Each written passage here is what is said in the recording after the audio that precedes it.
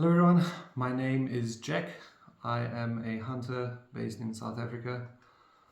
I am not a product reviewer, so this is not going to be a perfect review. I just wanted to share some thoughts, some insight on the scope, and specifically going more in depth on settings of the scope to make the image just seem better, because you see a lot of these YouTube videos concerning the scope or about the scope where it's it just doesn't look too good. So anyway, so first off, I'm not going to do unboxing. There's so many videos on it online. It's a nice unboxing. It works perfectly fine. Something that I did want to mention is that they claim online that the battery or the runtime of the scope is about 5 hours per battery. I have 2 batteries, and then I also bought this power bank, which is like 20,000 milliamp hours, and the scope seems to run very well with that enabled or with that plugged in. If you do run digital night vision with the II illuminator, you are going to burn the battery quite fast. That II illuminator is extremely strong. I can easily reach 700 meters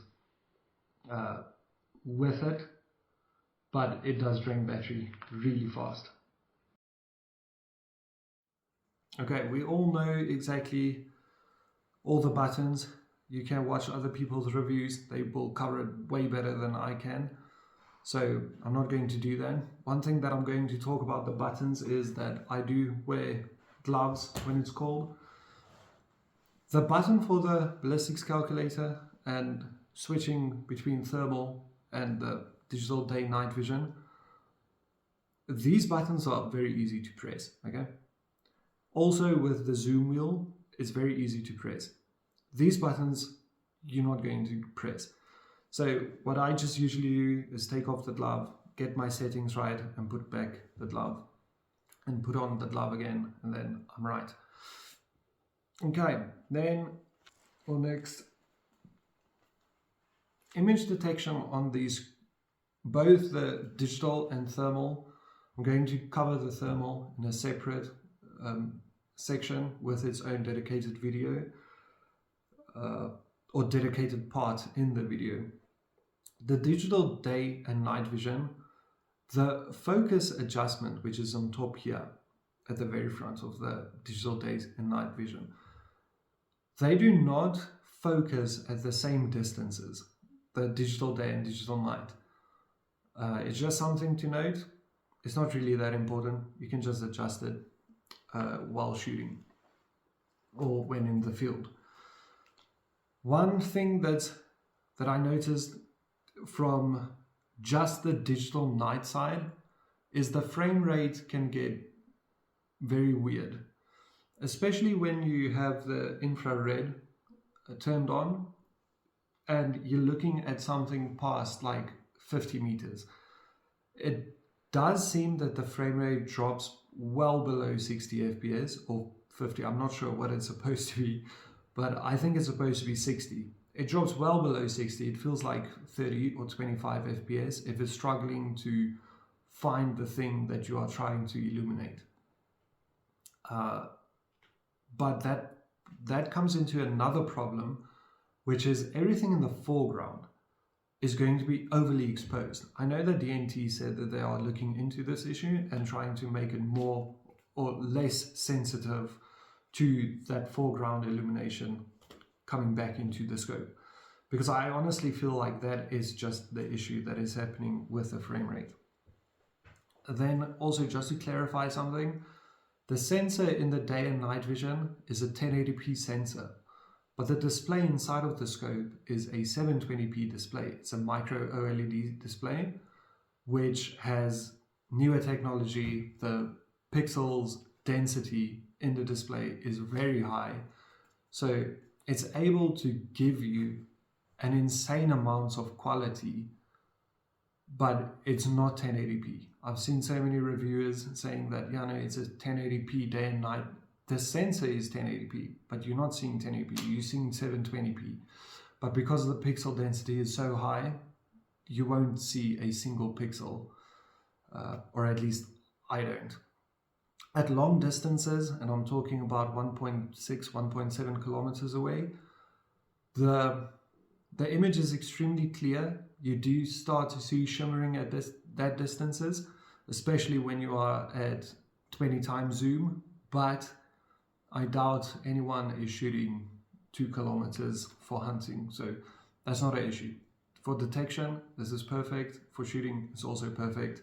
Just not so long distances. Next, I want to talk about the ballistics calculator. This thing is perfect. I use 3 different type of rounds for my 243. This scope is mounted on my 243 Musgrave, which is a South African brand rifle. They don't make these anymore, but I use the scope on my 243, so there's not a lot of kick. I also have a suppressor with a brake attached on it, and it is a 26-inch barrel with a 1 in 10 twist rate. But using the ballistics calculator, I am able to have multiple rounds on me in the field, and I can swap out not only the round but also the setting on the scope for whatever purpose you might want to do that. So if I want something to shoot extremely far, I can just take my bullet, put it in, and go into the zeroing of the scope to change. You have from A to D profiles. You change the profile to match the right ballistics profile for that bullet. Then you don't have to worry about zero shifting or your point of impact being different from where you're aiming, which I find is super cool. I think it is very awesome. I've shot Warthog at 500 yards or more than 500 yards without having to worry about where that bullet is going to go because of the help of the ballistics calculator.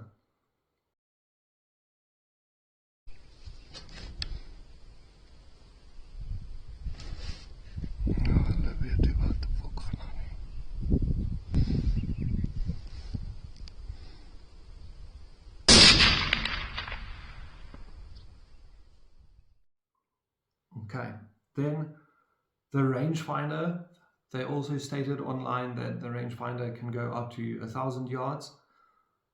I have found myself that this rangefinder can pick up to 1,400 meters, but because we live in the Karoo, in the Free State, we have very flat area with a lot of grass, so it is hard to range find things, but in the mountain I can easily get ranges up to 1.4 kilometers.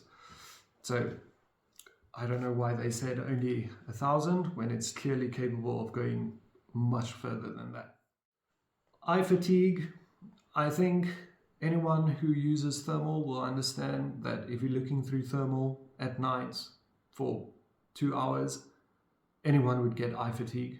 I think it's just a thing of thermal. I don't think it's the scope specific, but yes, your eye does get quite sore when looking through the thermal for 2 hours straight.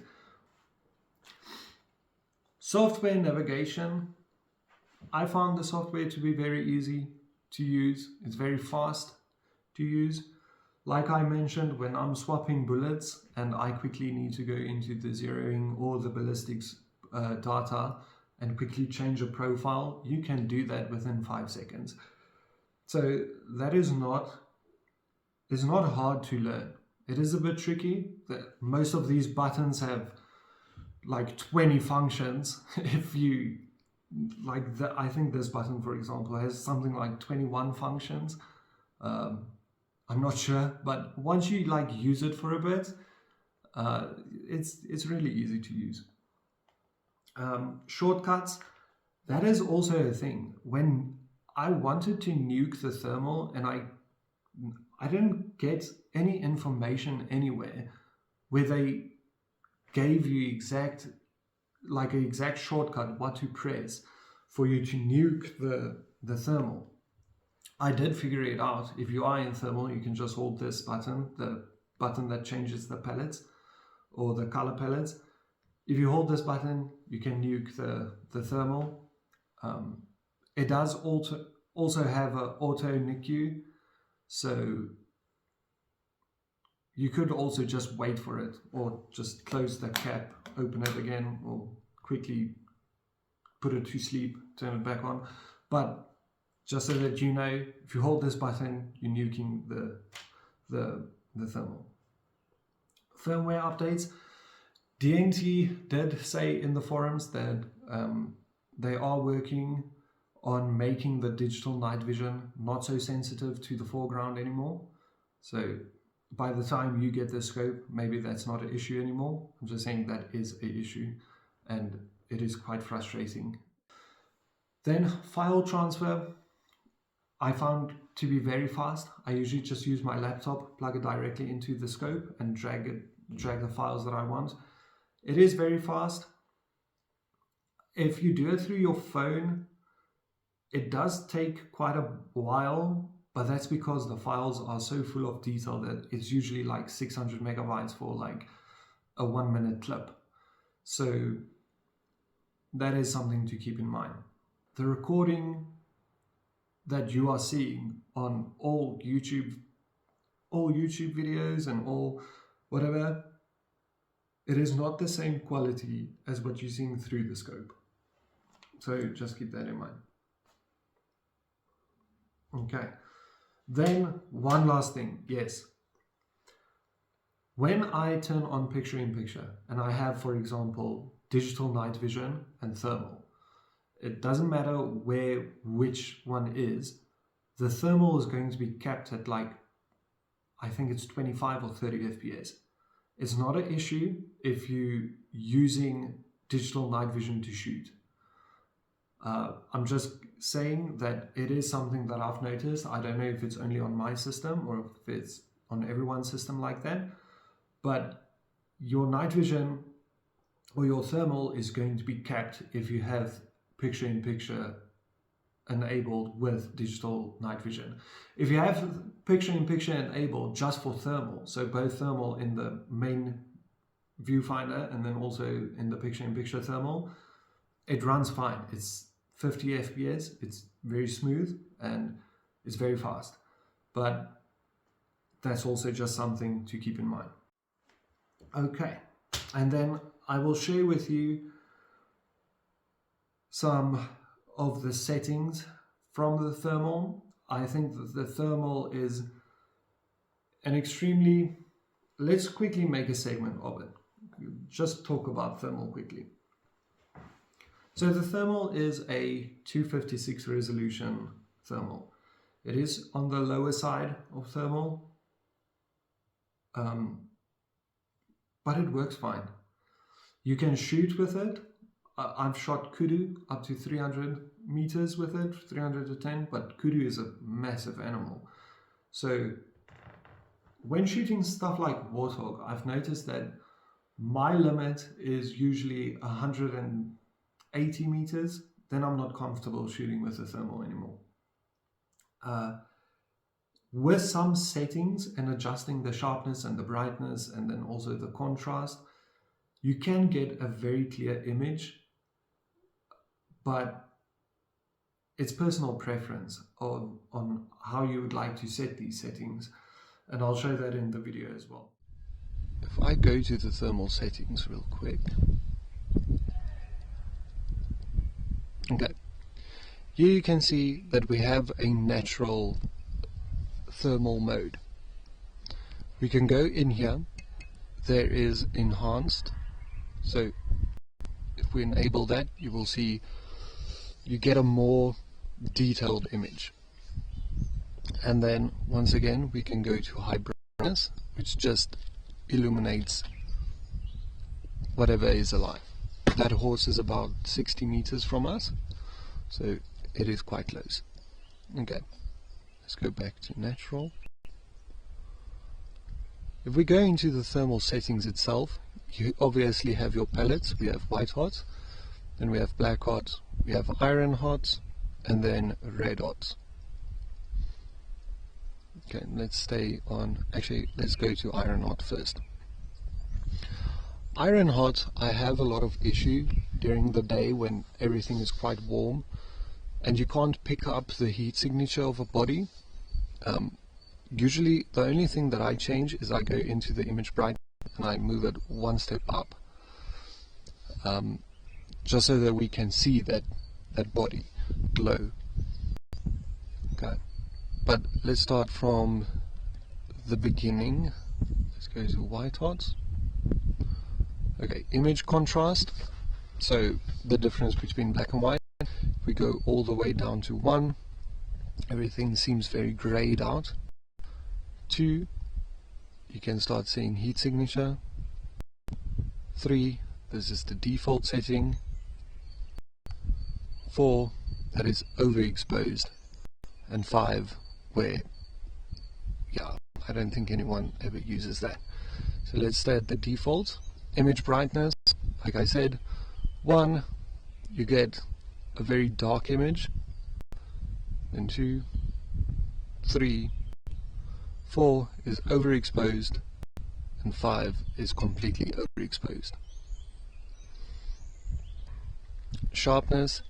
Now sharpness, for me, I use a higher sharpness at distance to see heat signatures, and because you'll see it has a glow. So if we go to 1, it's very hard to identify that that is even an animal. 2, that is fine. I use 2 when I'm shooting under 100 meters. 3, the default. 4 is fine if you're shooting at long range for 310, between 300 and 400. And then 5, that is a bit too pixelated for me, especially, is there something? No, there's nothing up there. But it boils down to personal preference. So let's leave that at 3. Hotspot tracking, it's that red dot you can see bounce around. It shows you the hottest point in the sea, so we can turn that off also. So there's just the image. Okay, and then black hot, just one thing that I've noticed is if we go into image brightness, usually with all the other profiles, let me quickly show you that. With all the other profiles, if you go to image brightness and you move this up, you can see that the image gets brighter and brighter and later overexposed. Okay? But if you are in black hot and you go to image brightness, the more you go up, the more dimmer the image is going to get. Okay? It's also something to note because I didn't realize this until it was too late. Okay. Then for palette, let's go to iron hot. Like I said, iron hot is good, especially if you go and play around a bit with the settings. I have found personally that I use the image contrast 2 and image brightness 4. That is something that I would use on this specific palette. And then lastly, red hot, I would say as far away from this palette as possible, because it's so overshot that even when we go to the image sharpener and turn it down, 1 is the only thing that looks right. But anyway, that is how I came to that conclusion. Okay, and that is it for the thermal settings. Let me just quickly change back my settings. Image contrast 3, image brightness is fine, and sharpness should be at 3. Okay, there we go. Oh, I nuked the thermal. Let me switch this real quick. you have a steenbok, which we don't shoot at 150 meters away, and just test some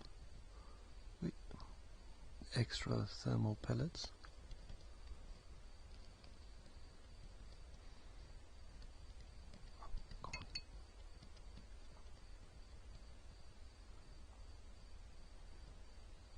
Black heart, iron heart, red heart.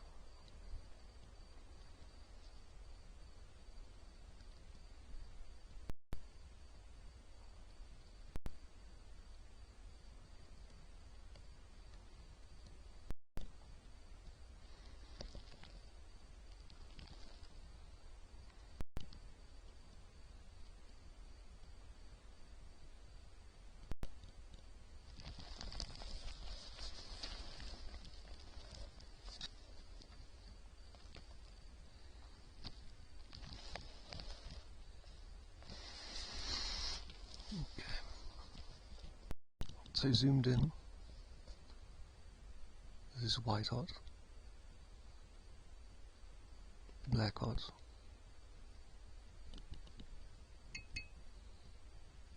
iron hot, and then red hot.